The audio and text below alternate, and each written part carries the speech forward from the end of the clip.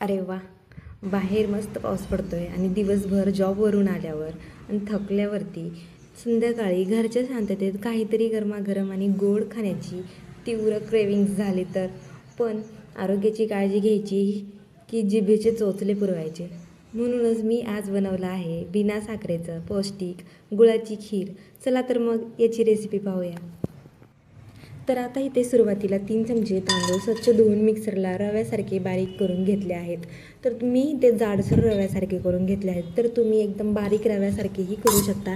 ती तुमच्या इच्छेवर आहे, तुम्हाला कसे आवडते ते. तर आता कढईत शुद्ध तूप गरम करून त्यात बदामाचे काप तांबूस तळून बाजूला काढून घ्यायचे आहेत. आता त्याच पॅनमध्ये आपल्याला तांदूळ खमंग तांबूस होईपर्यंत भाजून घ्यायचे आहेत. यामुळे खिरीला अप्रतिम सुगंध आणि दाटपणा येतो.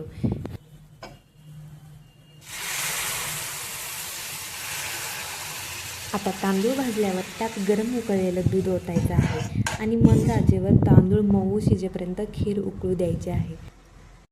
आता यात तुपात तळून घेतलेले बदामाचे क्रंची कापसुद्धा टाकूयात. तांदूळ छान शिजला की त्यात ताजं किसलेलं ओलं खोबरं आणि सुगंधी वेलची पूड घालायची आहे. आता हे दुधाचं प्रमाण तुमच्या आवडीनुसार आहे की तुम्हाला किती घट्ट पाहिजे आणि किती दुधाचा स्वाद पाहिजे त्याच्यानुसार. नाहीतर तुम्ही इथे पाणीही घालू शकता. आपल्याला इथे ओलं खोबरं टाकायचं आहे. तुम्ही सुकंही टाकू शकता, परंतु ओल्या खोबऱ्याचा अप्रतिम स्वाद लागतो. मेन महत्त्वाचा आता इथं आहे टप्पा, तो म्हणजे महत्त्वाचा दूध फाटू नये म्हणून खीर शिजल्यावरती गॅस बंद करायचा. त्यानंतर चवीनुसार गूळ घालून छान ढवळून घ्यायचं.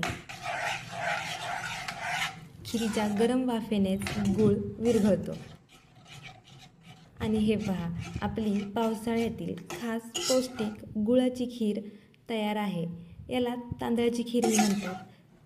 कामाचा थकवा घालवणारी ही खीर नक्की ट्राय करा. कशी वाटली कमेंटमध्ये नक्की सांगा.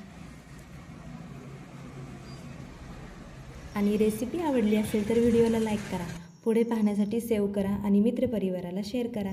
अशाच कडक रेसिपीजसाठी आपल्या विहंगी फूड चॅनलला नक्की सबस्क्राईब करा आणि कमेंट करून सांगा तुम्हाला पौष्टिक खीर कशी वाटली ते.